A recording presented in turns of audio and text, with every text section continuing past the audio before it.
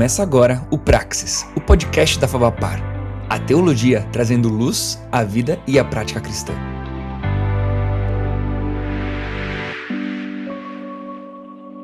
Fala galera, sejam muito bem-vindos a mais um episódio do nosso podcast Praxis aqui da nossa querida Fabapar.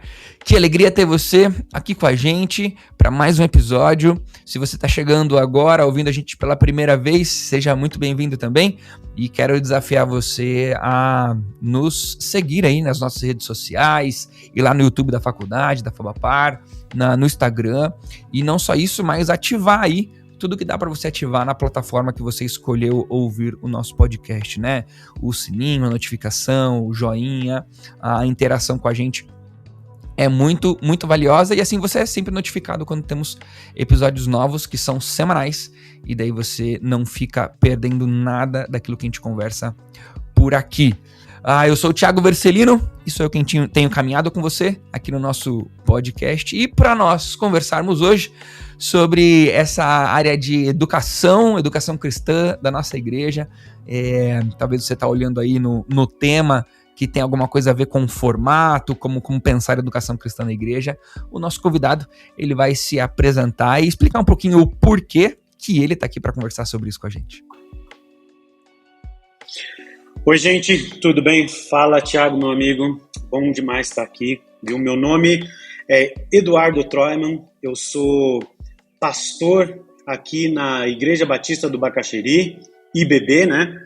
E eu trabalho mais especificamente como pastor da área de educação cristã, e também supervisiono aí o Ministério de Novas Gerações, mais especificamente também os nossos Guardiões do Reino, que é o nosso ministério aí de juniores e pré-adolescentes, e também o Ministério com Crianças. Mas a minha grande paixão aí é a educação cristã. Show. Troiman, a gente vai conversar aqui, e você se apresentou como pastor Eduardo Troiman, mas a gente tem um contexto aí de relacionamento, né? Você foi missionário na organização que eu também faço parte hoje ainda, que é a Palavra da Vida. Então, para quem tá ouvindo a gente vai deixar um combinado aqui, que o pastor Eduardo Troiman se transformou no Troiman, tá bom? Então, você veja aí, sempre que você estiver ouvindo, quando eu estiver falando Troiman, então desde o começo já tô dizendo para você não ficar, nossa, Thiago, o pastor, chamando ele só de Troiman, mas aí já é um combinado aqui entre nós, porque daí fica mais fácil para nossa conversa. Mas, Troiman, quer falar um pouquinho aí desse background aí, desse pano de fundo, da onde que você surgiu aqui na IBB, qual foi a sua carreira aí ministerial até agora? Claro, é interessante você falou esse negócio de nome, né, e já linkando aí com a ideia de como que eu surgi na IBB, mas tem um pastor aqui na IBB que me conhece desde que eu nasci, e ele olha para mim e fala assim: Pastor Troy, eu não consigo, para mim você é o Dudu, mas eu não vou falar para ninguém. Por quê? Porque eu cresci na IBB, quando eu nasci, alguns aninhos atrás, 1977, o meu avô era o pastor Troiman da IBB. Ele era pastor da IBB. E então eu cresci, eu era aquele molequinho que tomava o suco da ceia no final do culto. Justo. Né? Então eu tive uma história muito bonita e longa com a IBB, mas que por 20 anos eu fiquei fora como missionário, enviado pela IBB, sustentado pela IBB, né? Eu me converti dentro de um acampamento Palavra da Vida, que acho que o Thiago conhece muito bem, certo? Muito bem. E então fiz todo o processo de me tornar equipante, depois virei missionário, né? Mas eu fui para estudar na Palavra da Vida por um ano, voltei para a IBB para ser seminarista da IBB. Então o meu link, o meu contato com a IBB nunca deixou de existir, mesmo nos 20 anos que eu estive fora. Então, depois que eu terminei seminário, eu fui ordenado aqui na IBB e fui enviado pela IBB para trabalhar no Rio Grande do Sul como missionário lá na PV Sul, onde eu fiquei por 14 anos, né? Mas sempre com um pezinho aqui, sempre foi a minha igreja do coração, né? Então, esse é o meu maior contato com a IBB. Contato não, né? A minha história com a IBB. Mesmo quando eu estive fora, eu não sei se você já quer que eu fale um pouquinho Não, pode, é porque eu já ia emendar para dizer, e a relação, né, com a IBB já ficou claro, mas e a relação, relação com a educação cristã, né? O porquê hoje tá. você está cuidando aí da educação cristã, como que você se preparou para isso? Legal. Como eu falei, eu fui estudar um ano na Palavra da Vida, depois voltei para cá para ser seminarista da igreja, em 98. Só que por várias situações e a forma como eu vi o mundo, nós chegamos à conclusão que eu deveria voltar para a Palavra da Vida, mais um sistema de internato que eles têm. Precisava alguém mais em cima de mim. Naquela época a IBB não estava tão grande e tão desenvolvida na área formacional como está hoje. Eu fui para lá. Então eu estudei mais 4 anos na Palavra da Vida e me tornei missionário de um ministério que chamava, né, quando eu comecei, Clubes Bíblicos, que é um ministério de apoio que a Palavra da Vida tinha no Rio Grande do Sul. Eu lembro até hoje do meu líder, eu ia trabalhar com acampamento lá em São Paulo, e o meu líder chegou para mim e falou assim: Eduardo, seguinte, lá no Rio Grande do Sul tem um ministério novo chamado Clube Bíblico. Eles ajudam as igrejas, que tal você ir lá, passar um ano lá, conhecer e trazer para cá? E eu fui, né, e nunca mais voltei. Eu voltei, fiquei 6 meses, mas me apaixonei pela ideia de servir igrejas. E então, desde aquela época, 2002, quando eu fui, eu comecei a me envolver em ajudar igrejas a desenvolver ministério com juventude. E, por consequência, a juventude está muito ligada a essa questão da educação, porque você quer formar, você começa formando a criança que vai ser o seu futuro líder. Então, uma coisa está muito ligada, você tem que trabalhar ministério de juventude com educação cristã. E então, por 14 anos, eu estive envolvido aí com talvez 80, 90 igrejas por onde eu passei, sempre voltado para essa área de juventude e educação cristã. Em 2015, depois aí de 14 anos com a PVSul, eu entendi que Deus estava me direcionando de uma outra forma. Eu já estava casado, eu não falei isso, eu sou casado com a Marta, tenho 2 filhos, né, uma menina, Débora, de 12 anos, e o Samuel, de 8 anos. E em 2015, nós fomos com a família toda, né? Meu filho com 6 meses, minha filha com acho que 3 anos e pouco. Nós fomos para os Estados Unidos, onde Deus me deu a oportunidade aí de fazer um mestrado em teologia, com ênfase em homilética, que é uma área que eu gosto muito, ensino, e aí eu peguei muito de lá, né? E eu me lembro que logo depois que eu terminei meus 2 anos de mestrado, eu queria voltar para o Brasil e trabalhar com a igreja, com igreja, né? Mas eu pensava muito qual que vai ser a igreja louca o suficiente para convidar um cara aí eu já estava com quase 20 anos de ministério, né? A igreja louca o suficiente para convidar um cara que é pastor, mas que toda a experiência que eu tenho é na área de educação cristã e juventude, por causa de estar entre as igrejas. Eu não tinha uma experiência na área mais prática pastoral, então eu brinco assim, eu falei quando me convidaram, eu falei: vocês têm certeza? Eu sou um pastor que eu tenho quase 20 anos de ordenação, agora eu já tenho 20 anos, né? Mas que eu fiz um casamento, que é do meu melhor amigo, eu fiz 2 batismos da minha esposa, que era presbiteriana, e do meu irmão, e fiz um funeral da minha avó. Então essa era a minha experiência pastoral na área de praxis, né? Da prática pastoral. E era muito essa questão de tem que ser educação cristã, tem que ser juventude, né? Era só o que eu pensava. E depois de 4 anos, na verdade, depois de 2 anos de mestrado, eu fui convidado pela Palavra da Vida nos Estados Unidos para fazer o que eu fazia aqui no Brasil por por 14 anos no Rio Grande do Sul, mas para fazer lá com igrejas brasileiras e igrejas étnicas. Então eu trabalhei com igreja brasileira, trabalhei com igreja hispana, trabalhei até com igreja coreana, né? A facilidade de transicionar, de navegar bem entre as diversas culturas, né? Então por 4 anos eu fiquei lá. E aí o número de igrejas estava aumentando também, eu já estava trabalhando com 12 e eu sempre me perguntava, puxa, e se em vez de 5% de Eduardo, 3% de Eduardo, cada uma dessas 10, 12 igrejas tivesse uma com 100%. Mas complicava a minha vida, porque não me conhecem. Quem que me conhecia? A IBB. E foi, um dia eu recebo um telefonema.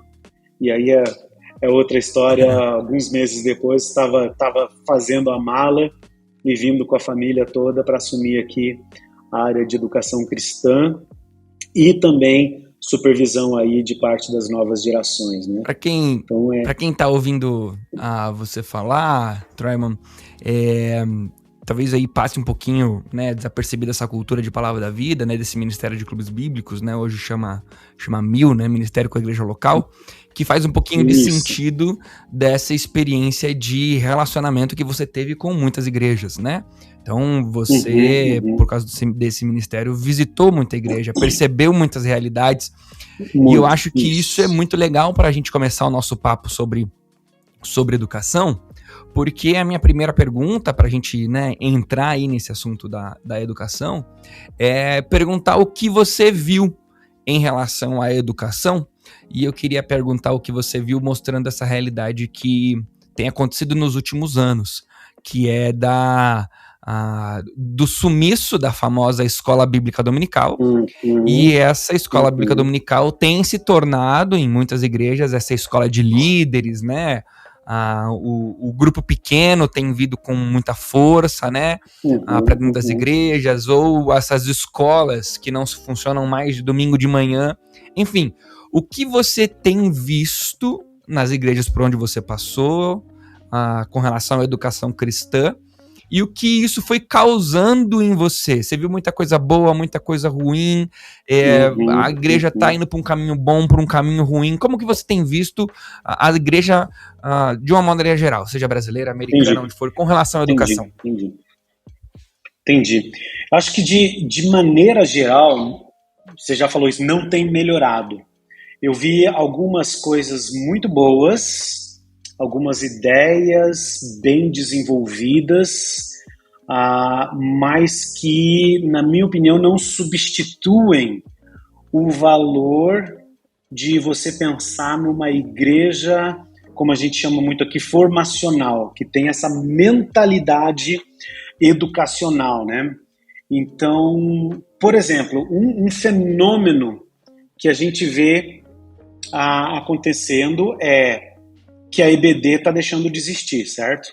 Isso aí é de maneira bem geral, sendo substituído por, você falou de grupos de estudo, escola de líderes, escola online, tem vários hoje, coisas muito boas, né, que formam, mas que focam quem? Focam no líder, focam no líder emergente, focam naquela pessoa que quer desenvolver, não foca naquele membro comum de igreja que nós queremos que se torne o futuro líder, alguma coisa assim. Então, eu vejo alguns fenômenos. Essa questão da educação cristã, ou da EBD, a famosa EBD, Escola Bíblica Dominical, que aqui a gente chama de escola bíblica discipuladora, né? A EBD abrindo espaço para essas escolas alternativas, vou chamar, que são muito boas, mas vai quem quer, né? E uma outra coisa é o fortalecimento, isso não acho ruim, do púlpito como forma de ensino. Por quê? Porque os pastores não têm mais a EBD para ensinar, onde você pode sentar e vamos expor a carta de Paulo aos Efésios. E ali durante 12 semanas vai passar, né, versículo por versículo, e aí então você tem o fenômeno de pessoas trazendo isso para o púlpito. É bom, mas tem as suas limitações. Eu disse que eu fiz um mestrado lá nos Estados Unidos, nessa área de homilética, e foi muito interessante estudar, e a partir daquilo ali eu comecei a eu me flagrei em algo que eu nunca tinha pensado, a diferença entre ensino e pregação. E a gente fala, mas às vezes a gente não acredita muito, a gente acha que o púlpito é ensino, que a sala de aula é ensino. Às vezes, se eu tenho uma tendência mais pregadora, eu prego na sala de aula. Se eu tenho uma tendência de ensino, eu ensino no púlpito. Mas a forma como eu entendo hoje, se eu fosse resumir aqui, a diferença é que a pregação, ela fala para o coração, mas ela tem toques para a nossa cabeça. O ensino fala para a cabeça e tem que ter toques para o coração. Você tem esse equilíbrio. Então, na sala de aula, você quer fazer a cabeça da pessoa explodir. Na pregação, você quer fazer o coração da pessoa ferver. É isso que a gente quer. Os dois vão ter ensino. Não perde aí o caminho das análises aí que você tem das histórias para contar. Mas uma coisa que sempre me pega muito é que às vezes no púlpito a gente precisa... Eu tô perguntando para ver se você concorda, tá? Na verdade, eu vou colocar um fato aqui, eu quero saber se você concorda com isso que eu vou dizer, tá? E não tem problema me corrigir, de jeito nenhum. Pode mandar ver. Mas no púlpito, a gente tem aquela necessidade de ensinar, obviamente, mas sempre de fazer aquele desafio, né? Para onde vamos, né? E talvez seja isso que você está chamando de falar ao coração, né? Eu ensinei algo, mas para onde vamos? O que eu vou fazer segunda-feira com isso que eu aprendi, né? A aplicação, a prática e tudo mais. E às vezes, se a gente pensar no ensino na sala de aula, talvez a gente não precise se preocupar tanto assim, porque existem conteúdos que precisam saber só sobre conteúdos. Vou brincar aqui para os teólogos que estão nos ouvindo, né? Afinal, isso aqui é um podcast de faculdade teológica.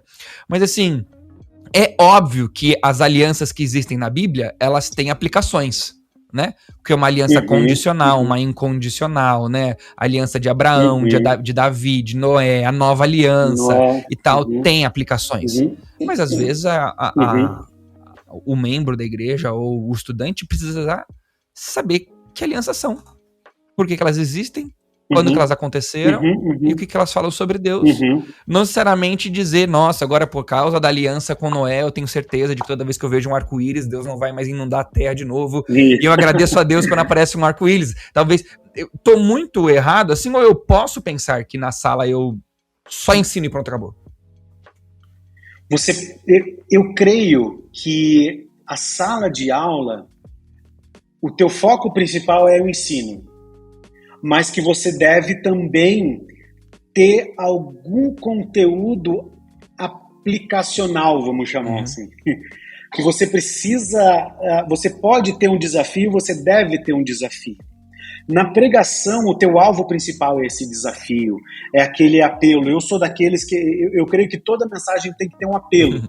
O apelo não necessariamente é aquela apelação, levanta a mão, vem à frente, chora, não é disso, mas ela tem que te motivar, é o fator e daí? O que você vai fazer com tudo isso? Então é interessante que você falou das alianças.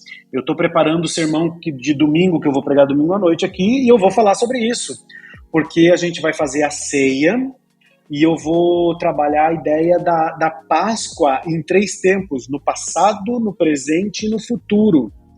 E aí, então, eu vou falar um pouquinho, em determinado momento, das alianças.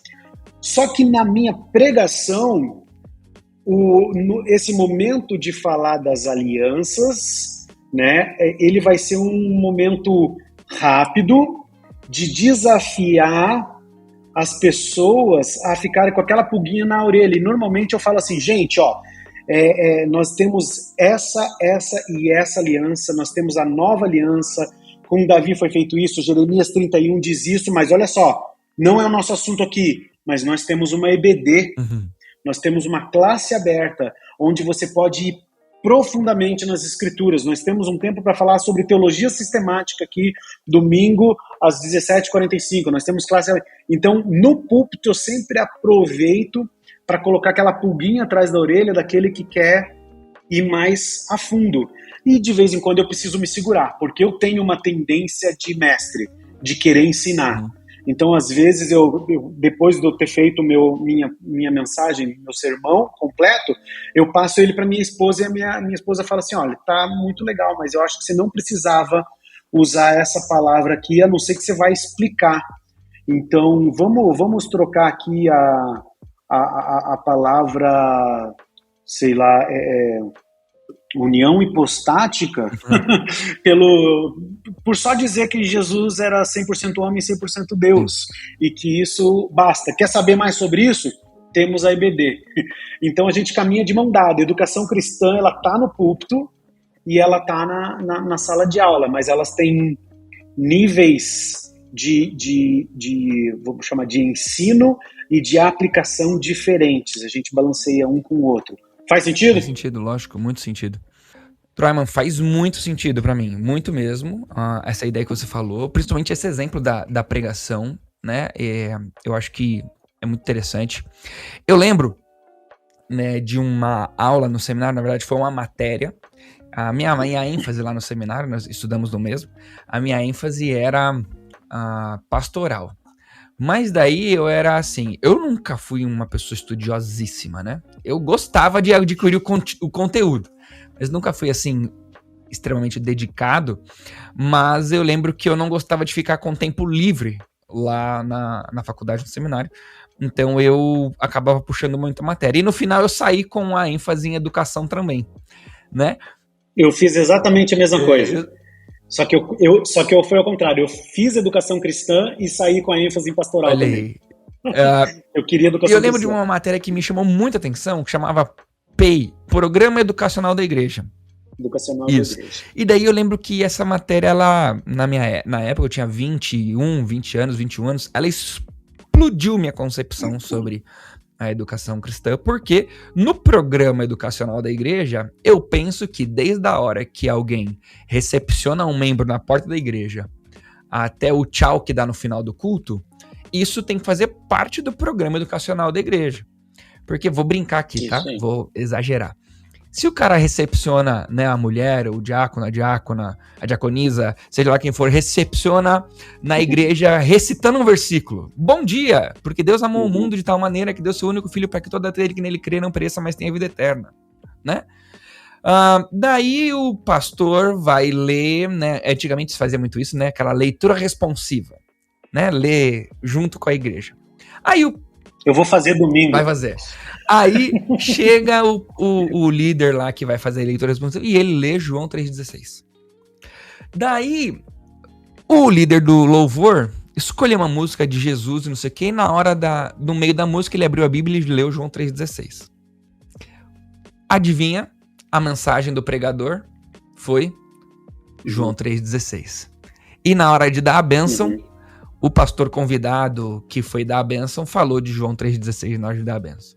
Num programa educacional da igreja, por mais que poderia se ter uma ênfase em ensinar João 3,16 para a igreja, ficou esquisito, né? Ficou todo mundo fazendo a mesma coisa, né? E o que você falou faz muito sentido, porque dentro da igreja a gente tem que pensar a educação como um todo.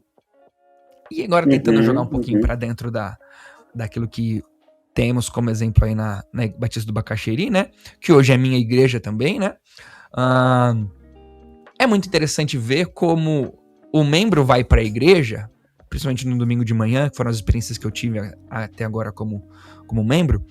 O membro vai para a igreja e parece que a igreja, de uma maneira geral, é pensada para que faça sentido a educação para esse membro.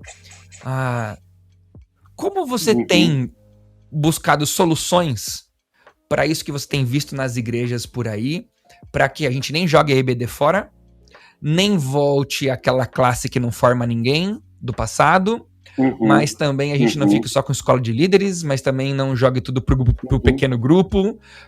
O que você tem pensado e o que você tem feito aí que faz sentido com relação a pensar na educação da igreja?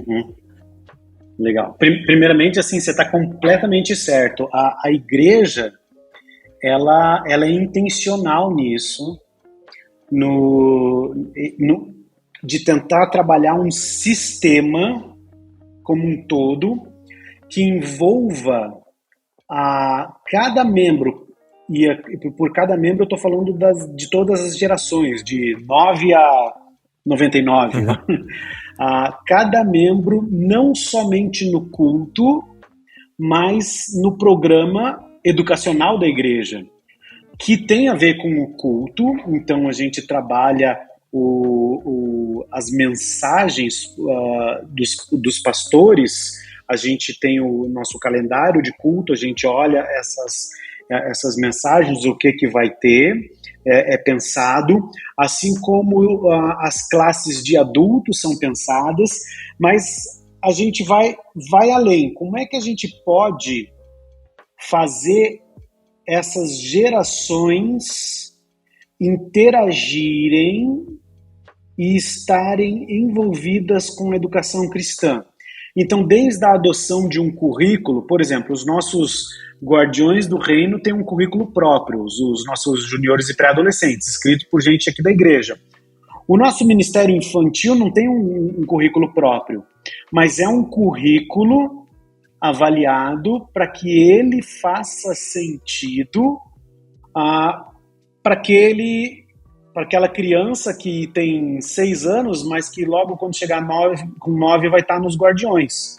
Então a gente tenta, e aí a gente está trabalhando nisso já há 1 ano e pouco também, de ter um currículo macro unificado de todas as gerações. Isso quer dizer que o que vai ser ensinado para o adolescente de 14 anos, ele foi pensado baseado naquilo que está sendo ensinado para a criança de 8. Está trabalhando junto, é essa a ideia. Então, o que a gente faz? Vamos um pouquinho mais prático, tá? Na prática, nós trabalhamos uma classe aberta, nós trabalhamos escola de pais. O que é a escola de pais? A escola de pais, nós estudamos e descobrimos que existem algumas idades estratégicas de transição. Então, por exemplo, pais grávidos. A gente precisa ter alguma coisa muito especial para formar esses pais. Então, a gente tem uma classe que é o Preparando o Ninho, só para pais grávidos. Nós temos daí depois, com 2 anos, a gente vê que nos Estados Unidos eles falam muito dos terrible twos, né? Os anos terríveis, os 2 anos. Então a gente tem uma classe que é o Kadosh. Depois disso existe uma transição quando o filho sai do Ministério Infantil e ele vai para o Ministério de Juniores e Pré-Adolescentes, que é o Talmidim, né? Então tem classes especiais, depois com 12 anos, que é quando vai para os adolescentes, depois nós temos o Barbaracá com 15 anos, nós temos o Upper com 17, que são os vestibulandos. Então como é que a gente envolve a família? Tá, nós vamos ter classes para pais, nós vamos ter classes geracionais como prioridade, então todo adolescente que chega aqui na igreja com 13 anos, ele sabe que a classe dele é tal classe. E lá tem um currículo, eles vão estar estudando os evangelhos. No 14 anos, eles vão estar estudando a expansão da igreja, Atos. Com 15 anos é Bárbara. Então, eles sabem disso. Então, a gente tenta unir. Então, por exemplo, vou dar aqui a gente tem para os filhos que vão completar 12 anos, que vão para os adolescentes. A gente tem uma classe chamada Águias. Temos Águias pais e Águias filhos. Enquanto o pai está numa classe, o filho está numa outra classe. E elas se falam. No infantil tem isso, e elas se comunicam. A classe lá do Talmidim, do 8 anos, com os pais de 8 anos. Então a gente tenta trabalhar essa ideia de alcançar todas as gerações. Outra coisa que dá trabalho, eu sei que eu estou me alongando aqui, mas eu estou tentando buscar a parte prática aqui. Outra coisa que dá trabalho e é importante Nós queremos que o cara da igreja, que aquela família da igreja venha para cá e não venha só para o culto ou só para a EBD. Que ele esteja a manhã toda conosco. Então nós temos classes, algumas às 9, nós temos culto às 9 às 10h45.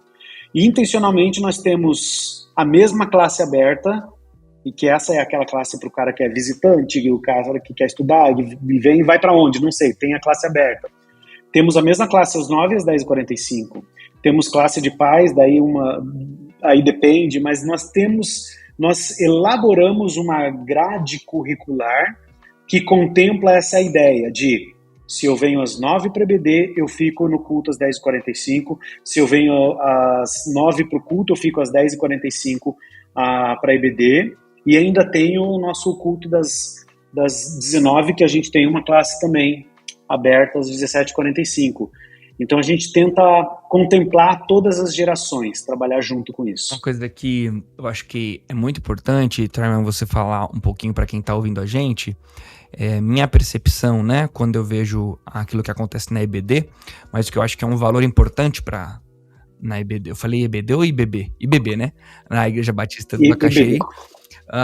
Mas eu acho que é um valor importante para todo mundo que está ouvindo a gente, que é o seguinte, obviamente, todas essas possibilidades acontecem pelo tamanho da Igreja Batista do Bacaxerim, né? Até para comportar todos os seus membros em salas e classes. Mas, às vezes, quem está ouvindo a gente está lá com uma igreja que vai ter uma classe. E essa classe já estarão todos os membros dessa igreja. Talvez uma classe, a famosa divisão etária, né? Desde do berçário, as crianças, os juniores, os adolescentes, os jovens e a classe dos adultos, né?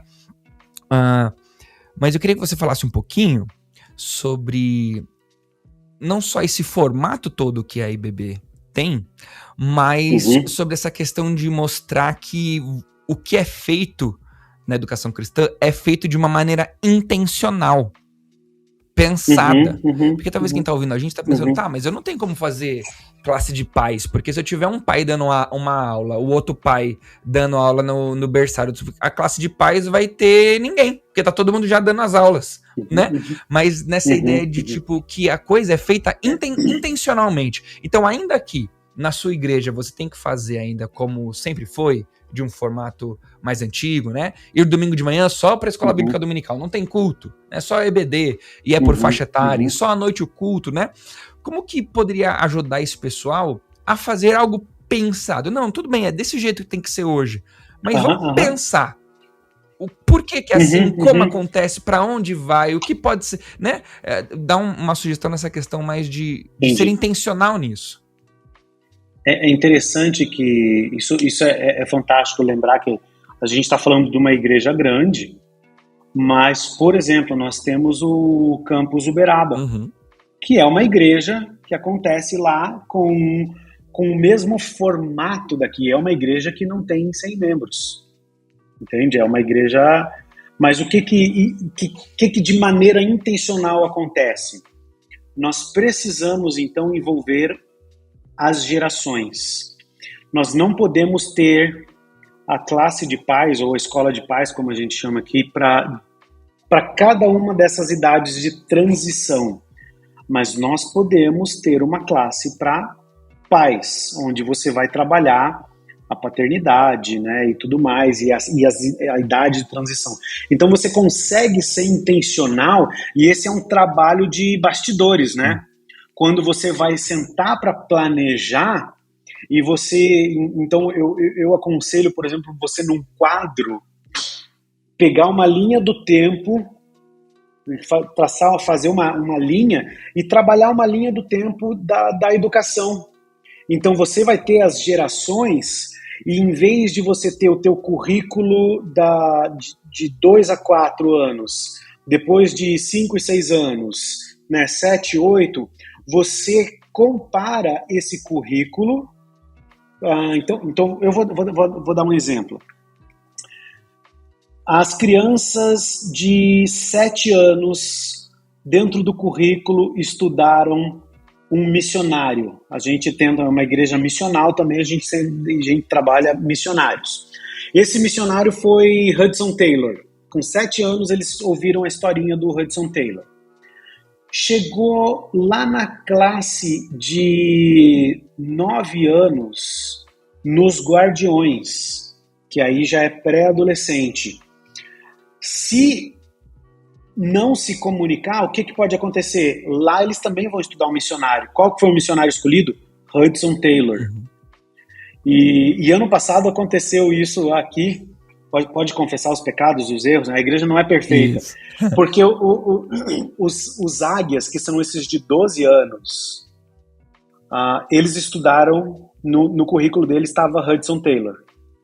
Aí quando eles foram para a classe dos 13 anos, não estão mais nos pré-adolescentes, foram para o ministério pro UP, que a gente chama dos adolescentes.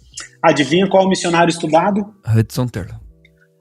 Aí aquela criança que estudou, e se for meu filho, por exemplo, de 8 anos, ele me conta a história inteira de Hudson Taylor, ele vai olhar e fala, eu acho que só existiu um missionário no mundo, uns 2 ou 3. Então tem tantos outros missionários, né? Então a gente tem que ver, então a criança está vindo lá pequenininha, ela ouve sobre criação, queda, dilúvio, Torre de Babel. Criação, queda, dilúvio, Torre de Babel. A gente tem que olhar para o currículo lá, do infantil, para quando chegar no adolescente, vai estudar criação, queda, dilúvio, Torre de Babel, de uma maneira mais profunda, ou talvez vai olhar e falar, não, aqui ó, essa questão da criação, a gente pode estudar de uma maneira diferente, nós vamos olhar aqui pelas alianças. Então você precisa ser intencional nessa construção curricular, né? E aí quando você faz uma matéria como o programa educacional da igreja, ou a teologia da educação cristã, construção de currículo, você vai conseguir trabalhar isso. Mas isso dá trabalho, e às vezes numa igreja menor, e a gente sabe a realidade, eu estive em muitas igrejas pequenas, essa foi a minha grande realidade durante 20 anos, é trabalhar com igrejas menores, onde o pastor, ele é o pastor, o educador cristão, o visitador, o evangelista, né, o cerimonialista, ele é tudo, ele é o diácono, então ele não tem o tempo de se debruçar numa mesa e de maneira intencional planejar isso, né? Mas aí ele pode procurar ajuda, né? A IBB, a gente é uma igreja que tem ajudado várias outras igrejas menores por aí, né? E nos colocamos à disposição mesmo, ó, querem vir aqui dar uma copiada santa no nosso currículo, quer somar com a gente, vamos embora, a gente tá aí para isso, a gente sabe que tem facilidade de ser uma igreja, algumas facilidades, algumas dificuldades maiores também, né? Seria muito mais, ser uma igreja seria maior. muito mais fácil abrir a igreja de domingo, fazer um programa de culto, com certeza, estudar a pregação, pedir para alguém fazer o louvor e acaba, fechou. Durante a semana estabelece ali algum membro da igreja que tem alguma habilidade para fazer um projeto, né, um jiu-jitsu, um trabalho com idosos, e daí a igreja tava funcionando e tudo mais. De fato, envolver a educação no projeto de ser igreja em 2023 dá muito trabalho. Até porque... Dá muito trabalho. Até porque... além de tudo aquilo que nós como igreja, né, igreja local, né, você pastor que tá ouvindo a gente, você líder, seminarista, quem quer, o que a sua igreja propõe, ainda tem tudo aquilo que está acessível para o seu membro consumir, além do que a própria igreja local propõe. Então, há comparações, há cursos livres e tudo mais. Mas, Troyman, talvez quem tá ouvindo a gente possa estar desestimulado. Não, deixa quieto, não vou fazer assim não, dá muito trabalho. Se um dia eu for pastor de uma igreja grande, ou se um dia minha igreja... Né, não, deixa... Assim, tá bom. Se pudesse dar uma bronca com amor, assim, em quem talvez esteja pensando assim agora, né, porque tem aquela ideia, né, de que... Inclusive, a própria Fabapar criou um programa, agora fala bem aqui da nossa queridinha aqui, né? A própria Fabapar criou um programa recentemente, que é o Programa de Desenvolvimento do Vocacionado, Exatamente para poder pegar alguns desses alunos que estão, principalmente alunos batistas, né, que estão dentro da faculdade, para dar uma caminhada com esse aluno, porque tem existido muito essa questão de ir para a faculdade teológica para, não, quero aprender um pouquinho mais da Bíblia. E eu tô indo para a faculdade teológica, mas não necessariamente existe um chamado, existe uma intenção de um ministério de tempo integral, uma vocação para isso, né? Se você tivesse que dar uma bronquinha do tipo, não, isso daí, educação, tem as faculdades teológicas, elas resolvem, né? Não é problema da faculdade, a igreja que não tá fazendo direito, né? Se a gente pudesse dar uma equalizada nessa conversa e dar um incentivo, né? Não uma bronquinha santa, mas um incentivo. Boa. A gente sabe que por séculos a grande formadora de pastores, de ministros, era a igreja local. O seminário, ele nasce no contexto, né, de uma necessidade e aí vem a palavra seminário, né, sementeira, de você plantar um vocacionado e colher um pastor, né, e aí vem das ideias lá dos monastérios e tudo mais. Mas isso é uma bênção.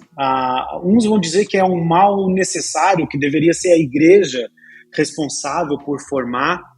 Eu concordo em partes, porque eu não acho que é um mal, eu acho que é uma bênção, mas eu acho que a igreja, ela precisa resgatar a autoridade formativa na vida dos nossos ministros. Eu não posso esperar que o cara vocacionado de 20 anos vá para Fabapar e que ele vai ter uma preparação acadêmica muito boa, mas ele não vai se formar um pastor, ele vai se formar um teólogo. E isso é fantástico, é uma bênção. Só que as igrejas precisam restaurar essa ideia de acompanhar. Mas a nossa igreja é muito pequenininha, a gente só está preocupado com manter o culto de domingo acontecendo. E por isso eu preciso ensinar de púlpito em vez de pregar, né? Eu entendo isso, mas eu tenho visto nas minhas, digamos assim, nas minhas andanças, especialmente eu estou aqui de volta na IBB há nem um ano e meio ainda, né? Mas eu tenho visto igrejas menores, igrejas pequenas, onde o pastor, ele é um apaixonado por ensino, então ele ensina e ele investe em educação cristã. E eu tenho visto igrejas que o pastor é apaixonado por pregação, por púlpito, e ele quer pregar. O que eu diria para as igrejas é que você, pastor, que tem essa paixão por pregar, tem que continuar pregando, mas precisa reconhecer a sua limitação na área formacional e pedir ajuda. Nós temos a grande bênção de fazer parte de uma tradição batista.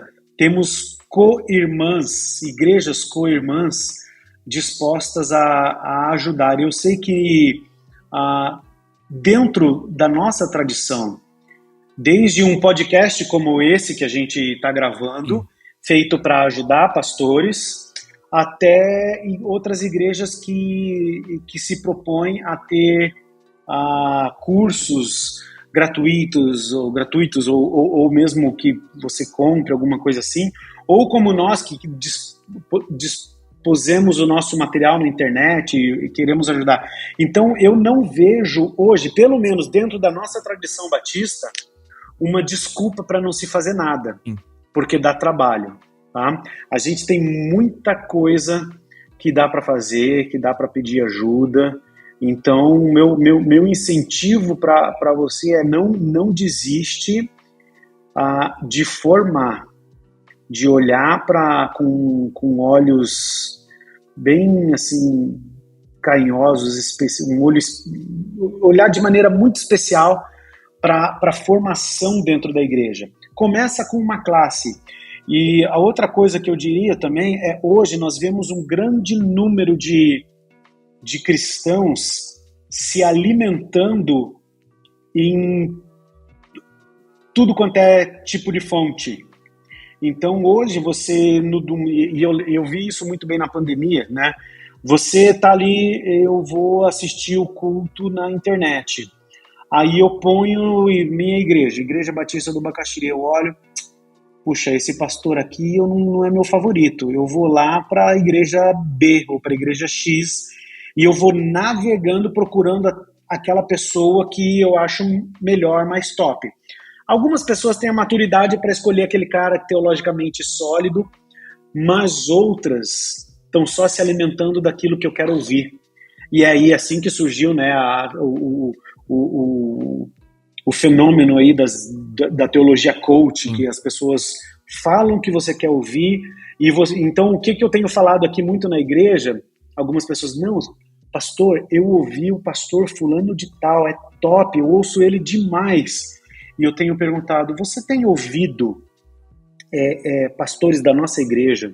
Como que tem sido o teu envolvimento com a educação da nossa igreja?